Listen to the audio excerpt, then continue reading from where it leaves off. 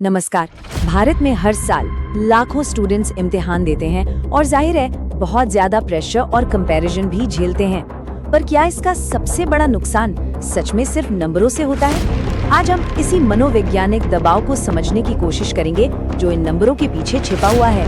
एक बहुत ही माने हुए साइकोलॉजिस्ट का कहना है कि असली प्रॉब्लम एकेडमिक परफॉर्मेंस है ही नहीं, बल्कि स्टूडेंट्स का मेंटल हेल्थ है। तो चलिए इस एनालिसिस में थोड़ा और गहरा उतरते हैं और समझते हैं कि इसका असल में मतलब क्या है। सबसे पहले तो ये समझना होगा कि ये जो डर है ना, ये असल में फेल होने का डर नहीं है। ये डर है दूसरों को निराश करने का। और यही वो चीज है जो एक स्टूडेंट की पहचान को सीधे उनके मार्क्स से जोड़ देती है। होता क्या है कि जब स्टूडेंट्स अपनी सेल्फ वर्थ को, अपने आत्मसम्मान को सीधे अपने रिजल्ट से जोड़ने लगते हैं, तो एंजाइटी और सेल्फ डाउट का एक खतरनाक साइकिल शुरू हो जाता है। उनके दिमाग में ये बात बैठने लगती है कि अगर नंबर कम आए तो शायद उनकी अपनी कोई कीमत ही नहीं है। तो सवाल ये है कि आखिर ये प्रेशर आता कहाँ से है? ये सिर्फ एक फीलिंग नहीं है। इस इनविजिबल वेट के पीछे कुछ बहुत ठोस वजहें हैं।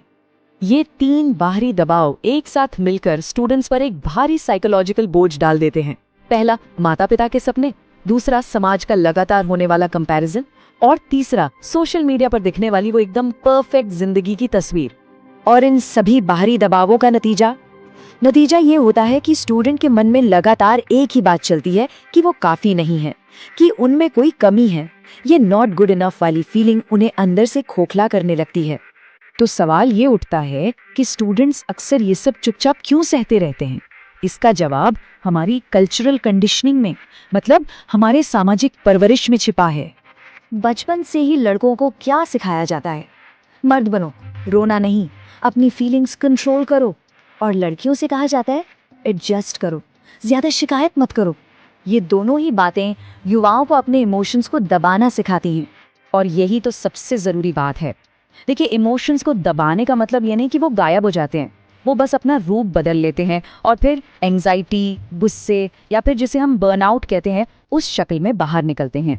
साइकोलॉजिस्ट बर्नआउट को ना बड़े ही सिंपल तरीके से समझाते हैं। ये वो हालत है जब 20 साल का एक स्टूडेंट 40 साल के इंसान जितनी मेंटल और फिजिकल थकावट महसूस करने लगता है। और सबसे बुरी बात, उन्हें लगता है कि ये नॉर्मल है।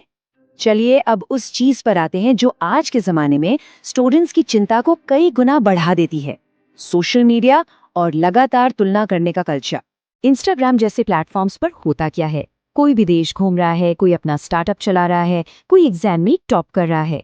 ये सब देखकर स्टूडेंट्स को लगता है कि बस वही पीछे रह गए हैं। उन्हें पर्दे के पीछे का स्ट्रगल तो दिखता ही नहीं है। तो इस कंपैरिजन के जाल को कैसे तोड़ा जाए?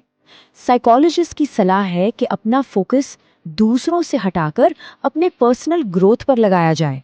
मतलब हर दिन खुद को कल से थोड़ा बेहतर बनाने की कोशिश की जाए। हमने अब तक प्रॉब्लम्स की बात की, अब जरा सॉल्यूशन की तरफ चलते हैं। एक केस स्टडी के जरिए समझते हैं कि आखिर किस तरह के मेंटल शिफ्ट की जरूरत है। ये एक स्टूडेंट की असली कहानी है जो इस पूरी बातचीत का इमोशनल सेंटर है। जरा सोचिए, ये वो खतरनाक माइंडसेट है जिसमें आराम करने को कमजोरी या गुनाह जैसा समझा जाता है। ये सोच बर्नआउट को डेडिकेशन का नाम दे देती है। तो उस स्टूडेंट की मदद के लिए 2 मेन स्टेप्स लिए गए। पहला, उसके रूटीन में आराम को शामिल किया गया और उसे ये सिखाया गया कि बिना किसी गिल्ट के रेस्ट करना जरूरी है। और दूसरा, जो सबसे जरूरी था, उसे ये समझाया गया कि उसकी पहचान और उसकी कीमत उसके नंबरों से कहीं ज्यादा है। एक डर जो बहुत से स्टूडेंट्स में होता है, उसे समझना जरूरी है। भविष्य को लेकर कंफ्यूज्ड होना कोई फेलियर नहीं है, ये तो बस सफर का एक हिस्सा है। ठीक इसी तरह मेंटली या फिजिकली थक जाने पर एक ब्रेक लेना आलस नहीं है, ये सेल्फ केयर का एक बहुत जरूरी हिस्सा है ताकि लंबी रेस में टिका जा सके।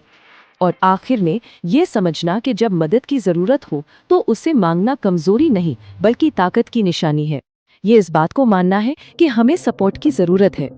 साइकोलॉजिस्ट का जो आखिरी और सबसे पावरफुल मैसेज है वो यही है, और यही इस पूरी बातचीत का निचोड़ है जिसे हर स्टूडेंट को याद रखना चाहिए। असली कीमत नंबरों में नहीं बल्कि एक इंसान के तौर पर है। और इसी एक बड़े सवाल के साथ हम आज की बात खत्म करते हैं। ये हमें और गहराई से सोचने पर मजबूर करता है कि हम अपनी सेल्फ वर्थ को कहाँ और कैसे खोजें।